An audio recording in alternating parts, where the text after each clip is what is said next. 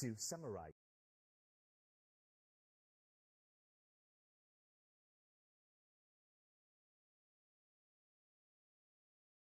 with making over and over and over again, and you're left being abused. I know it. Some people really are just bad people, and we have to be able to say that so that we're not getting victimized over and over and over again. Y'all don't want to hear it, but let's talk about it. Babies are bad people, and they stupid. Babies cry when they get sleepy. He said instead of just babies going are to sleep. bad That's people the and stupidest they thing I've ever heard stupid. of. If they fall or get hurt, they run to their mama like she a nurse or a doctor or something.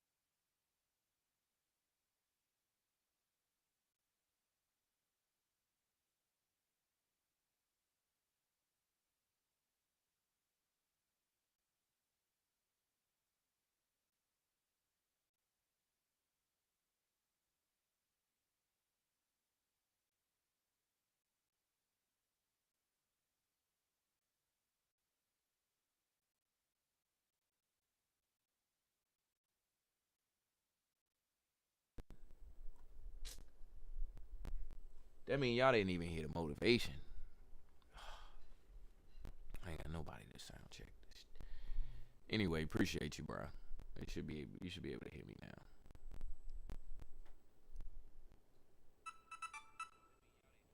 Yeah, you should be able to hear me now. Anyway, like I was saying, we could be up on the score with them. We could be seeing them do all of the things that they're supposed to do, all the things that we are advising them to do.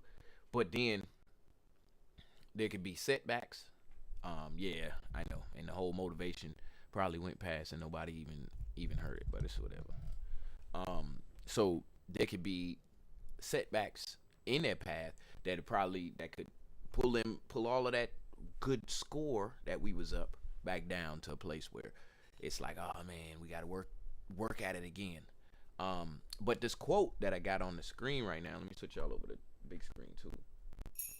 But this quote right here on the screen, hey, what's up, Zanita67? This quote that I got on the screen right here gives me a little bit of a ray of sunshine, a little bit of hope that could fuel me into the next bit of whatever it is that needs to be done as far as my youth, my children that I have here and that I'm raising.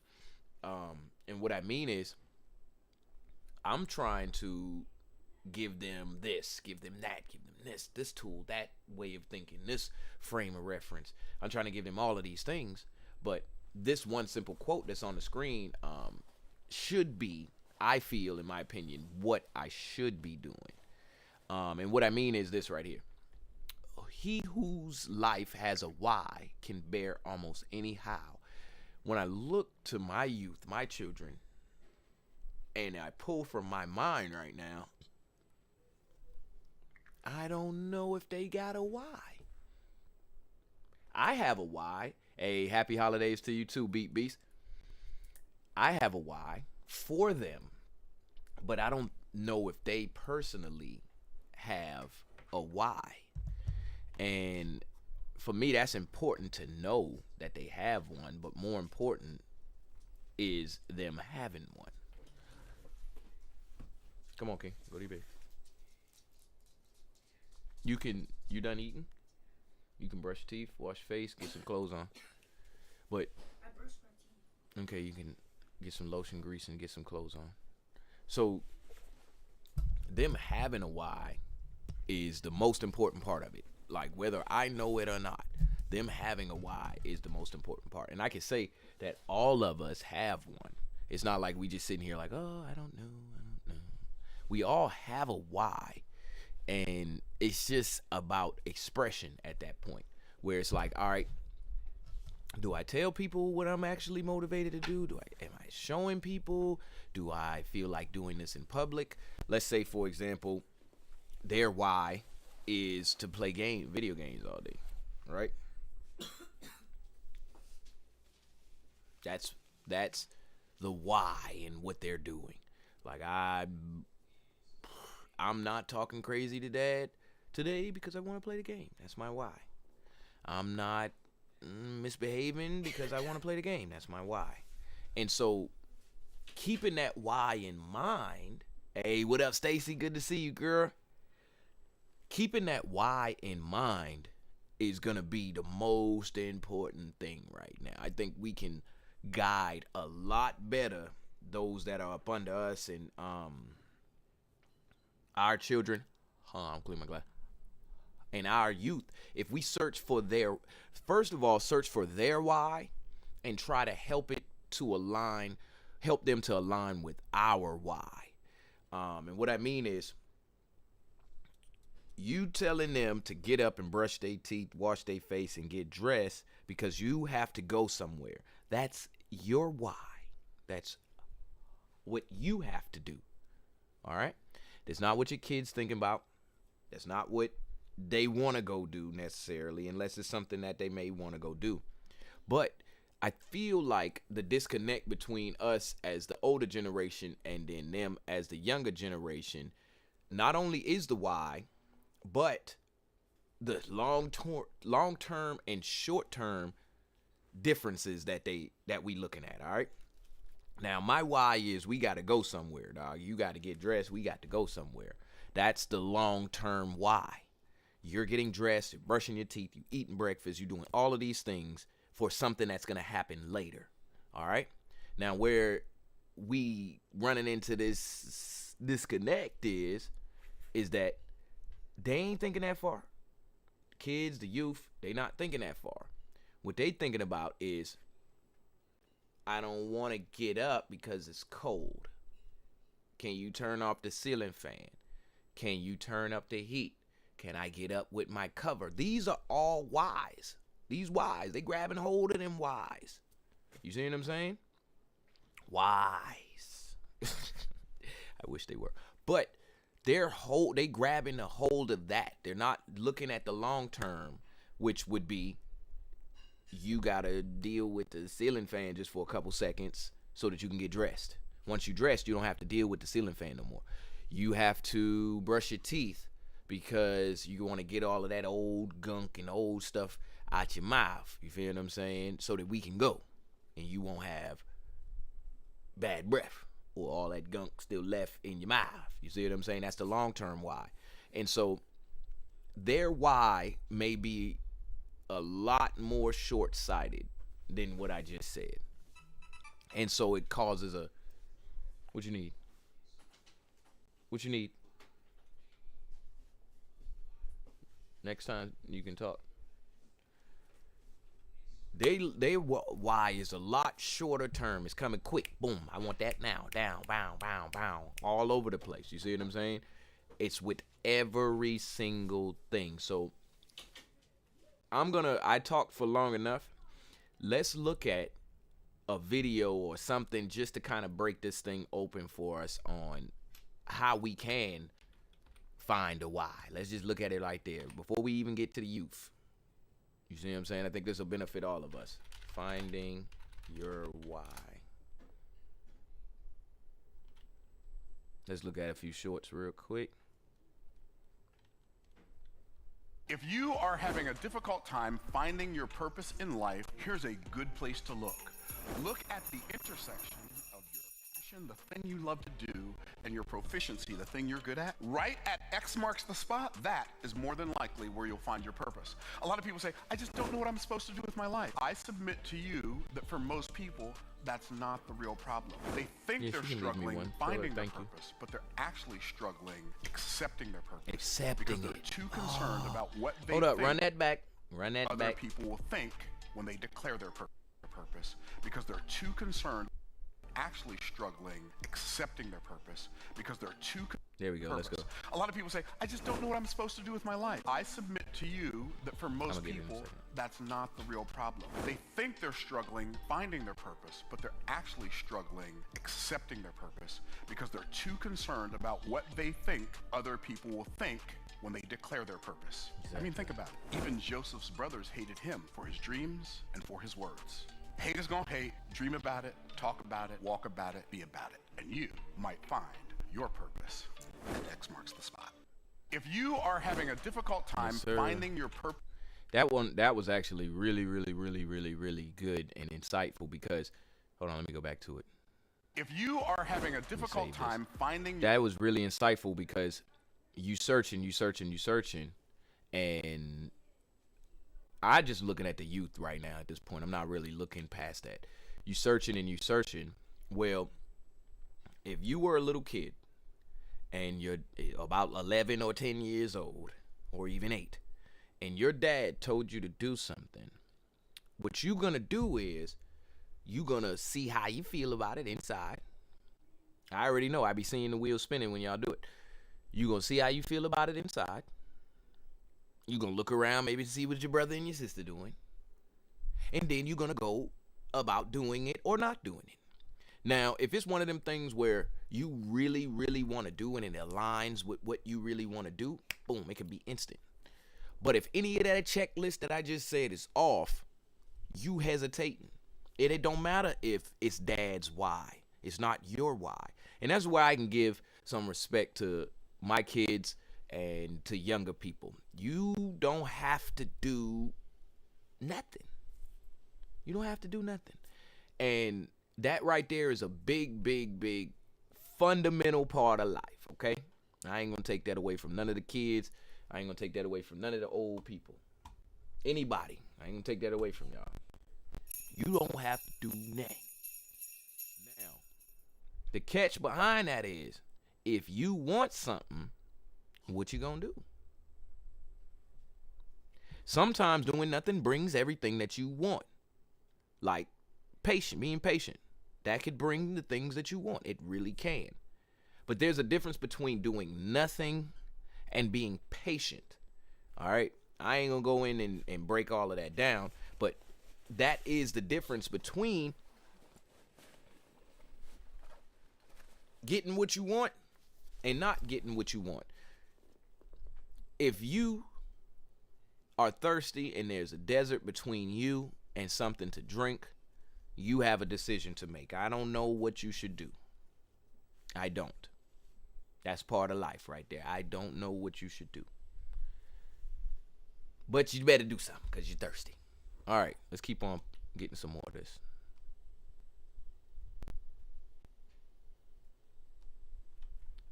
Going to work every day in order just to buy something that eventually you come to the conclusion you won't take it with you anyway. I couldn't imagine that, like attaining degrees, attaining whatever you like material-wise are looking for, that this is going to be the purpose of your life. What is it we truly feel like wanting? Freedom. The opposite, I would say, it is structure and pattern. Just look at a very simple pattern that also appears in all of our lives and probably in the lives of our children. There comes the point they start to want something. It could have been at some point we wanted to have the first mobile phone that came out, and so the first Nokia came out. We wanted to have it. After some time we got it, but then came the next development, and no matter what it is, there is always something that we want. We're gonna get it, but then something always the same starts to hit in. Whatever was there that you wanted, at some point, after a day, after a week, after a month, it was forgotten. It didn't play a role even anymore in your life, especially if it is some type of material attainment. Right. The question is, should I spend my whole life now just following this pattern? This type of pattern, to observe it, can break a cycle. It can break the cycle of you or anyone running after things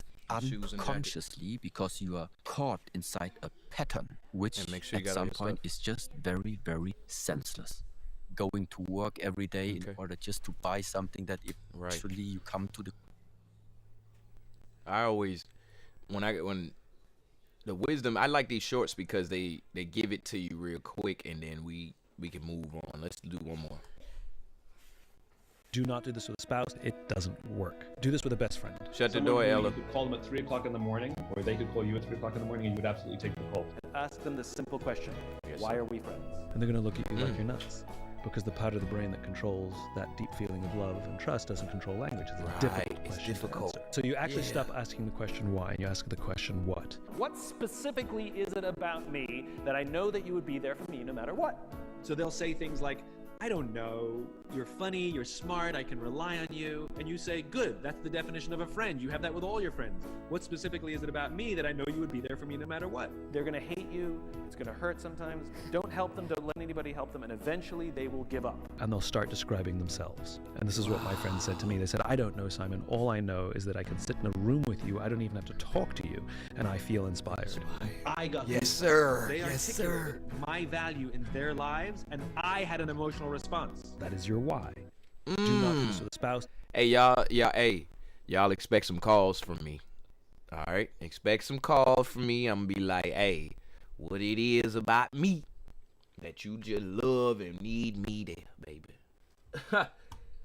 that one right there, that one was good.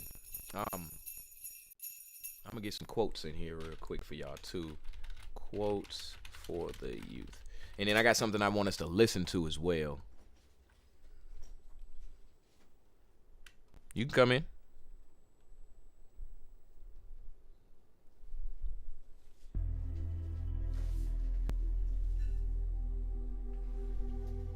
You are not a drop in the ocean.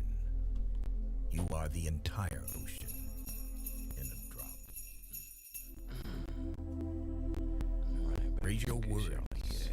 Not. You are not a drop in the ocean. You are the entire ocean in a drop. Raise your words, not your voice. It is rain that grows flowers, not thunder. It's your road, and yours alone. Others may walk it with you, but no one can walk it for you. Whether one moves slowly or with speed, the one who is a seeker will be a finder. The wound is the place where the light enters you. Don't be satisfied with stories, how things have gone with others. Unfold your myth. The prophets accept all agony and trust it, for the water has never feared the fire.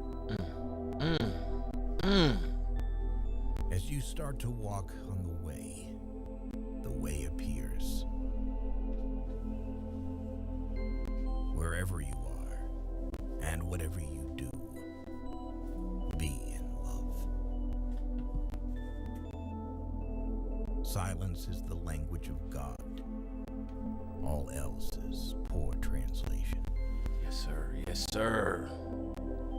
Sit, be still, and listen. Yes.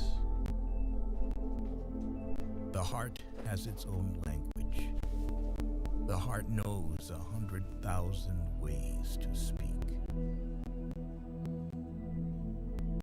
I know you're tired, but come. This is the way. Set your Come life shut the door. on fire. Seek those who fan your flames. You are not meant for crawling, so don't. You have wings. Learn to use them and fly. Yes, sir. Patience is the key to joy. Be an empty page, untouched by words. The world is a mountain in which your words are echoed back to you. Be empty of worrying. Think of who created thought. Yes. Wherever you stand, be the soul of that place. Last one, y'all. When the world pushes you to your knees, you're in the perfect position to pray. Ooh, y'all hear that? Why y'all hear that? Why y'all hear that? Why? When the world pushes you to your knees, you are in the perfect position to pray. Now, I ain't the one that try to push y'all towards one thing or the other. But when you need guidance, when you need to look for something higher and the world is not at its best treatment of you, get down, pray, ask for guidance, ask for everything that you need to get you through. This quote just hit the spot. When the world pushes you to your knees, you're in the perfect position to pray. That's hard body right there. So we're going to keep moving forward. I do have something that we're going to listen to towards the end of the show. It's just a message to the youth. It's a good message to the youth that I listen to and I play it around my kids just because what's being spoken there, what's being spoken in the message is by people who actually have been through a few things in their life and reached some places. Hey, yeah, that's right, Beast 28, amen. And have reached some places that they can really speak back through their, reach back and give back through their testimony. And that's very, very, very, very, very important. So let me get off the quotes for just a second. Let me speak my little piece just for 2 more seconds. So we all were children at some point. If you're an adult right now, obviously you were a child. But when we were children, it's not like we didn't know what we wanted or how we wanted to get it or what we wanted to do. We knew all that. I'm trying to go down there to Brandon House. We're going to play the game all day. Then when we leave there, we're going to go down to Ethan them house. And Ethan got the females over there. We're going to be there all day. Mama going to be back. You know what I'm saying? Whole plan. And guess what? Guess what happened after that? Did you clean your room?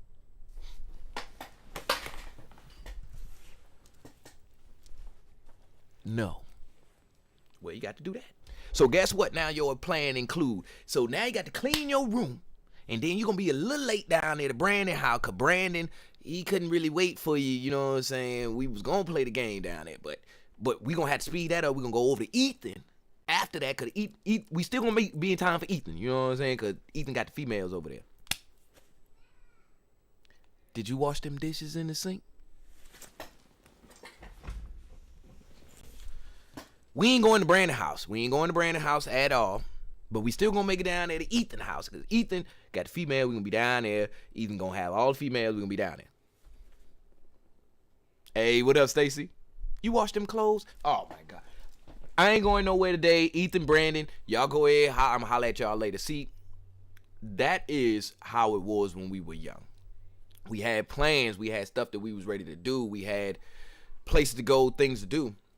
And the last part of it all that comes to mind is responsibilities.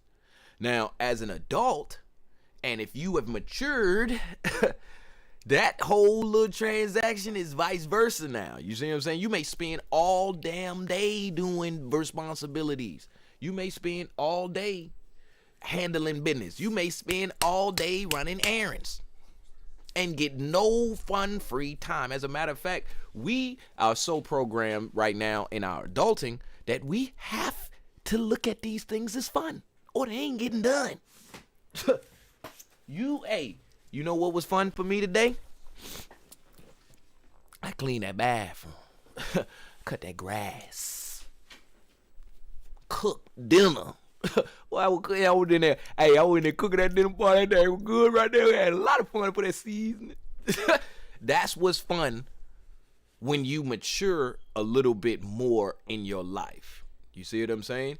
Now, the youth, excuse me, don't have that perspective. Now, that's why I'm not talking age. I'm not talking maturity. I'm not talking none of that. I'm just saying youth.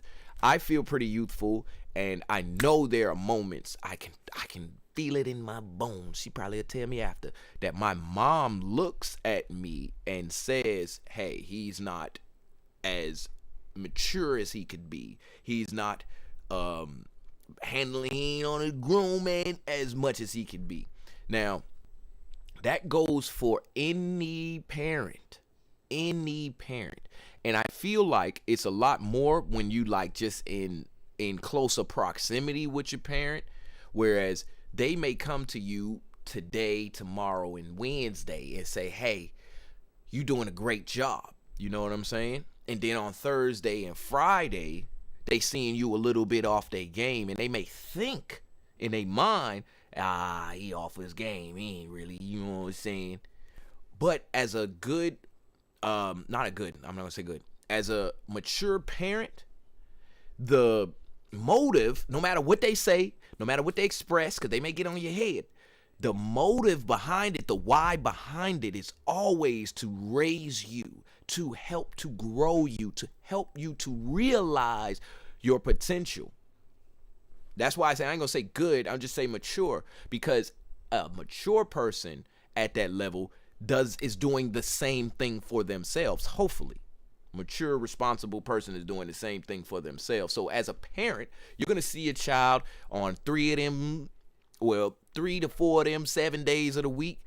And you may feel inside of yourself that they're not doing the best that they could be doing. That's why we feel as parents. Guiding them, however, may look all any kind of way. Sit down, hey man, how are you doing today? Are you doing good? It may look like whatever. But the essence of it is to help.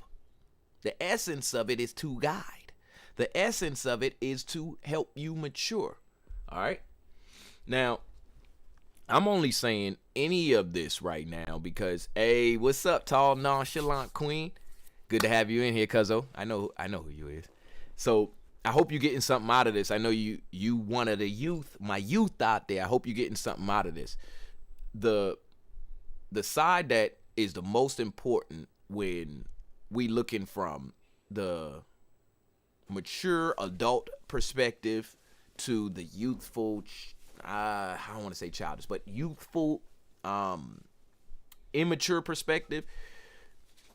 It's not like one is higher or better, or like your parents is like doing anything that's more magnificent than what you could be doing. It's the sight. It's the foresight. It's the perspective. It's all of it.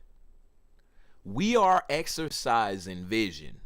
We are exercising imagination, which is a form of vision. We are exercising perspective, what is another form of vision. Are you doing the same? Just because you're 11, that don't mean you can't think about how this is going to turn out. Just because you're 22, that don't mean you can't think about how this is going to turn out. Just because you're 19, just because you're 37, because your parent may be 50-something, that doesn't mean you can't think about how this is going to turn out. And I feel like after hearing myself talk and after talking about this message just for 45 minutes, almost 45 minutes now, that is my underlying message right there. It's the vision, it's the perspective, it's the foresight, it's the actual longevity that we're trying to accomplish through that vision. All right. Now, Dad knew it would turn out like that. Son, you didn't. It's okay. How could we get you to see that the next time? How could we get you to see that when you need to see it?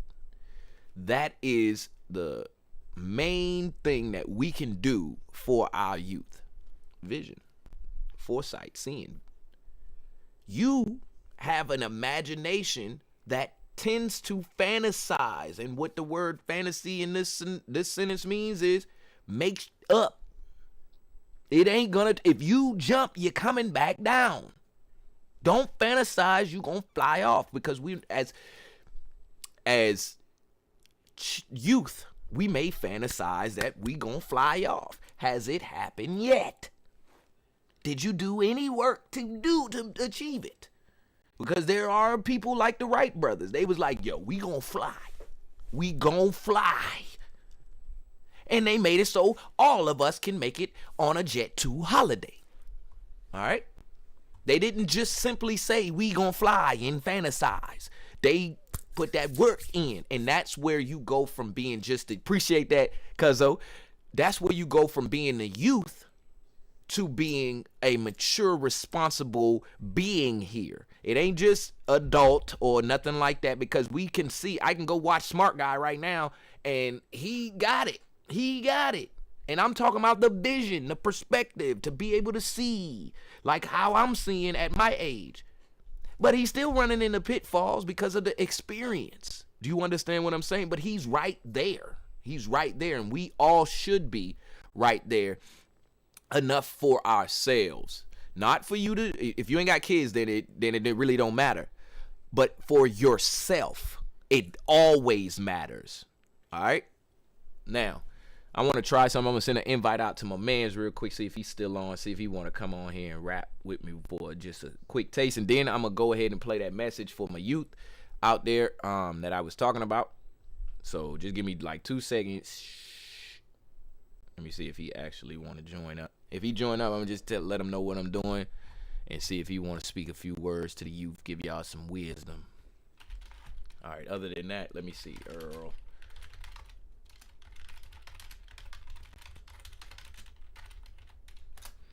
All right, let's see. I listened to this. So I listened to this, and we at 41, so I got like a few more minutes to speak before we get up out of here. So I listened to this actually when I have like not a road trip, or like when I'm gonna be in a car, You see what I'm saying? I listen to it because I have my children in the car. We may listen to music. We may listen to some lectures and stuff like that. But I listen to this one specifically because when you look at books, when you look at audio tapes, when you look at movies, documentaries, things like that, that's giving knowledge, it's not directed to people who are young. I'm talking about like baby age, like maybe 4 or 7 or 3 or 12. It's not geared towards them. We don't get those type of things necessarily because we just kind of brush it off and say, hey, you know, they ain't really thinking on that level, or they don't really have it yet. And then when we run into children who are very, very gifted and very, very talented and have that perspective, we say they prodigies. We say they one-offs. Well, I'm here and I can say, if I got it, there's hope for you. You know, and I like to inject these things into my young people, no matter what age. They say, as a matter of fact, this one gonna hit home. I'm saying this invite one more time just to see if you wanna get on here. But I'm gonna say this: you can talk to your baby in the womb. So how early is it to start teaching? Is it too early to start teaching? I don't know.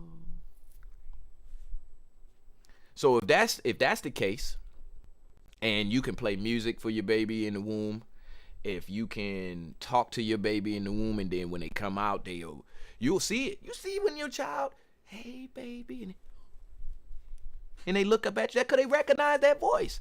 That's because they recognize who's speaking to them. So if you can do all of that, it's never too early to give your children intelligent material, to kick wisdom to them, not just send them in the room and be like, whatever, they gonna be doing whatever. All right, so let's listen to this real quick and go from there.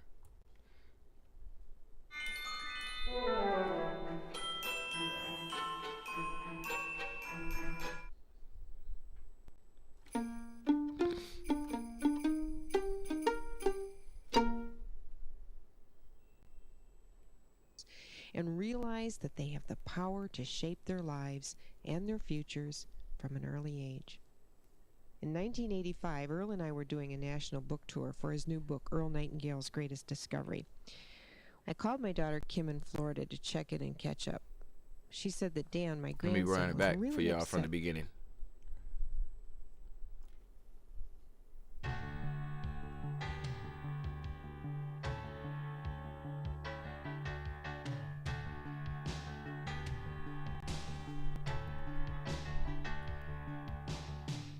Growing up is not easy.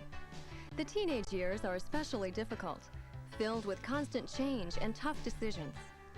But they can also be a wonderful time in your life, time spent discovering all the amazing opportunities this world has to offer. No one knows the ups and downs of adolescence better than someone who's been through it all and can look back with objectivity. It may seem like adults can't relate to the problems of youth, that they're too far beyond to understand. But that's not true. Right. Maybe some can't appreciate your music and your choice of clothing. But the experience of growing up is universal. All teenagers have the same basic questions and concerns about growing into adulthood. After a lifetime of research and observation, Earl Nightingale has a lot to say to today's youth. Right now, but I'm gonna put the mic in there so y'all can hear it a little bit. Although Earl passed away in 1989, his words live on to encourage and enlighten us. He began his career as a radio actor and announcer, and later moved into the self-improvement field with his award-winning recording, The Strangest Secret. This program was the basis of a whole new industry, offering recorded messages of information and inspiration. Earl formed the Nightingale Conant Corporation with Lloyd Conant in 1960, and continued to offer his insights in many other audio and video presentations. What Every Young Person Should Know was written by Earl and his wife Diana because they wanted to share with you the same secrets for happiness and success that are available to adults. It's never too early to start becoming the person you want to be, to take responsibility for your own happiness. And the key is education. We'll begin this first session with a personal message from Earl's wife, Diana. Hello, I'm Diana Nightingale. Did you know that up until a few years ago, most motivational programs were written by successful business people to help other business people become more successful? If you were an adult and needed help in achieving goals in your life, there were programs available to help you. As a woman and mother, I often felt frustrated that there was little information designed specifically to help encourage young people to set goals for themselves and realize that they have the power to shape their lives and their futures from an early age. In 1985, Earl and I were doing a national book tour for his new book, Earl Nightingale's Greatest Discovery. I called my daughter Kim in Florida to check in and catch up. She said that Dan, my grandson, was really upset because end-of-year exams were closing in and he wasn't prepared.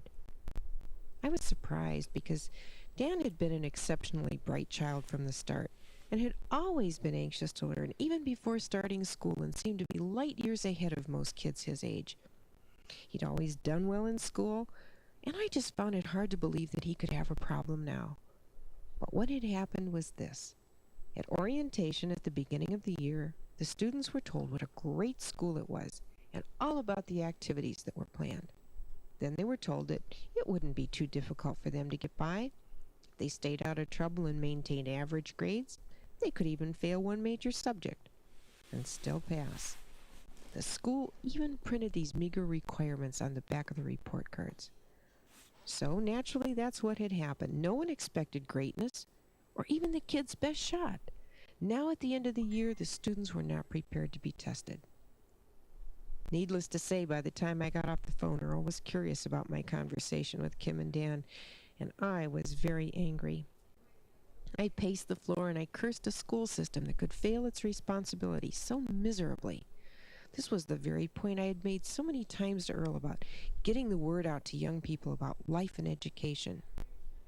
And so this is what this program is all about. It's written for you to help you see that you're growing up in a highly competitive but very exciting world. You should know what your options are and start thinking about your future and the kind of life you want at an early age. In times past, young people weren't encouraged to think, but were directed to do as they were told by their parents and educators.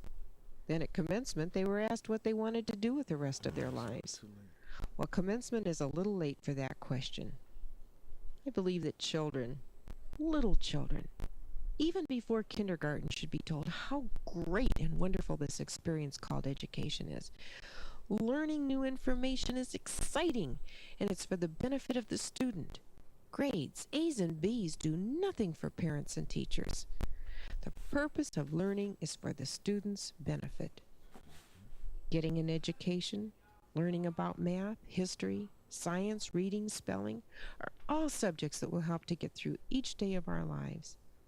And each time we learn something new, it's as though a key is given to us. Not a grade, an A or a B, but a key. A very valuable key that can open a door to an opportunity in life. And when we leave school and go out into the world alone for the first time, we should feel well equipped, as though we have a pocket full of keys that will unlock and open doors for us. A person in the world without a basic pocket full of keys locks him or herself out of every good and worthwhile experience in life. In each and every situation, whether it's personal or business, more information, more education will give us the answers we need to deal with that situation and put us in control of our lives, our future. Without education, without keys, without options, our lives are in the hands of others. If we want to live a life of freedom, freedom to choose our futures, then it's up to us to gather up as many keys as we can for our lifelong journey.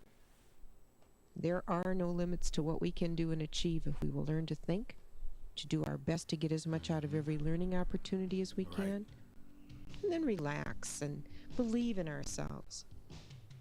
The writing of this program was a labor of love for Earl and me. Yes, ma'am. But it was also difficult. It's not enough for us to tell you how important these things are for you to know.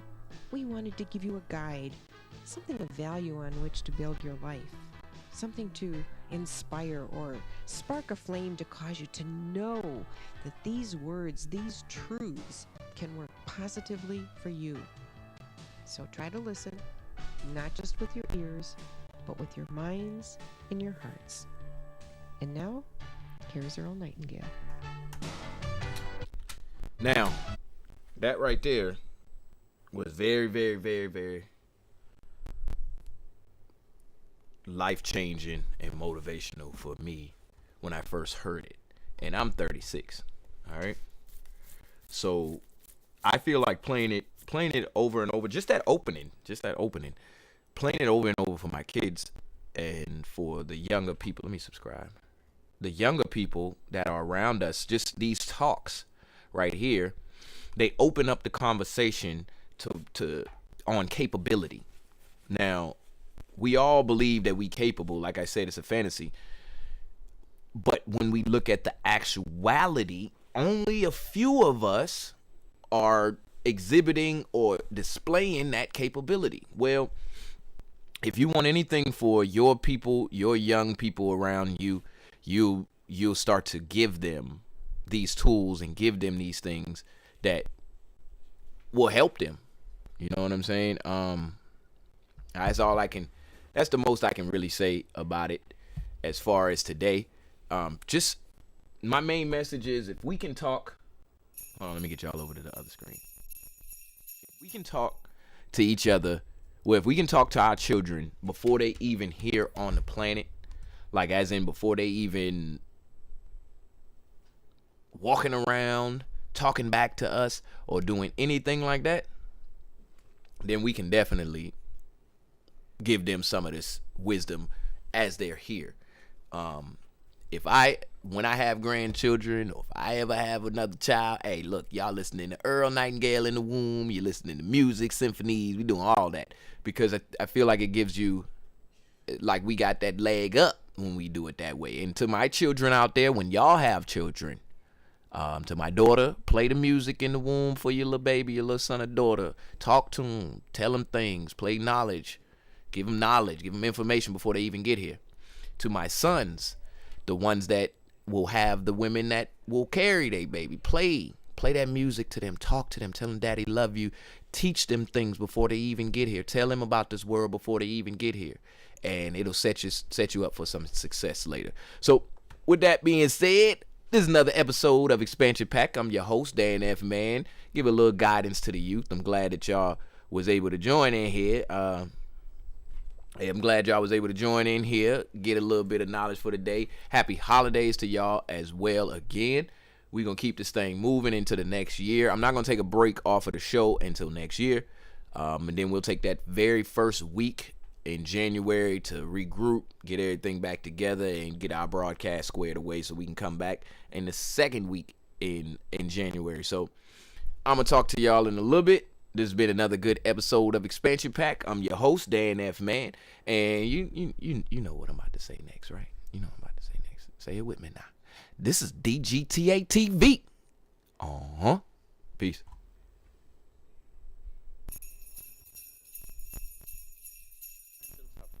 Once you create a little space between you and your mind, between you and your body, this is the end of suffering. This is something every human being has to experience and know. Otherwise, thinking I will just remove negative thoughts and I will have positive thoughts, all the best, it's not going to work 100%. It's not going to work because nobody can remove it, they can avoid it for some time. So when negative thoughts come, you say Ram Ram, Shiva Shiva, whatever you want. But this is just avoiding, it's not gone. The moment you stop that, it will pop back with great force, otherwise it will come back in your dreams. So it's very important. First of all, you need to understand your anger, your resentment, your fear, your anxieties, the negativity that you generate. Generally, resentment, anger, it is always directed towards somebody. But we need to understand this is poisons that we are drinking and expecting somebody else to die. Fortunately, life doesn't work like that. If I drink poison, I die. If I drink poison, you don't die. So, we need to understand this. When I say poison, Today you can have yourself chemically analyzed. Right now, what is your blood work, what it says? 5 minutes of intense anger, check your blood work and see, there will be lots of negative elements in it, literally you're poisoning yourself. So, do you want to poison yourself? Definitely not. Now the very question is coming from certain helplessness, what shall I do? Don't do anything. Just sit back and just concern yourself with something which is a life process. Maybe your heartbeat, maybe your breath, maybe just a sensation of being alive. Depending upon how sensitive or how perceptive you are, accordingly, find something.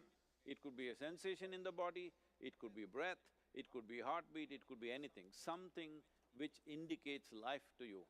Just pay attention to that for some time.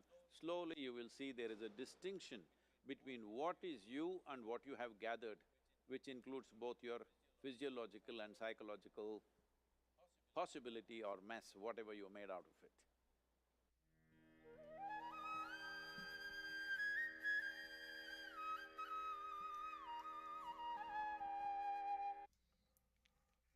Like he said, well, I said it too, just don't give away, don't think of your own capability as a nuisance or as something that, like, it's hard for you to use.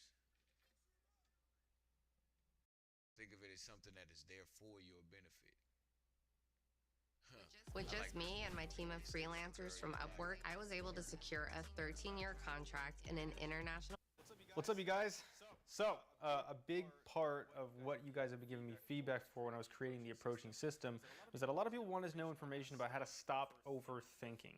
You know, you get that moment where you see that pretty girl when you're out and you're thinking about talking to her, you're thinking about talking to her, but you have all these thoughts running through your head, and then, well, she just walked away.